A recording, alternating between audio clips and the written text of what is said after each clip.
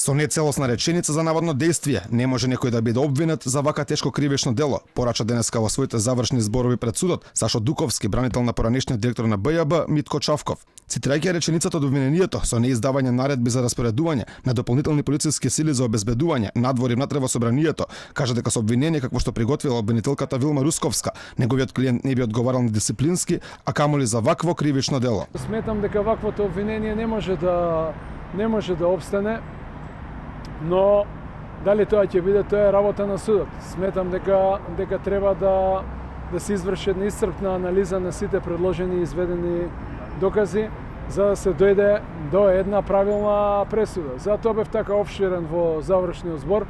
Според адвокатот, неосновани се тезите на обвинителството дека Чавков не дал наредба за ангажирање на дополнителни полициски сили, туку го направил сосем обратното, што било докажано со сведочењата на сведоци, предложени како од одбраната, така и од обвинителството.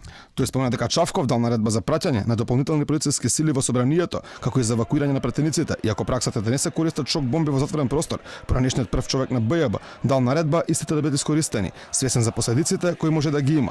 Според Дуковски, доколку се ценат доказите и законите, пресудата за неговиот клиент ќе биде ослободителна. Интимно ќе задржам за себе што јас очекувам. Јас побарав ослободителна пресуда и ако се читаат доказите, не може да има друга пресуда, но јас ќе задржам во овој момент за себе што интимно јас очекувам.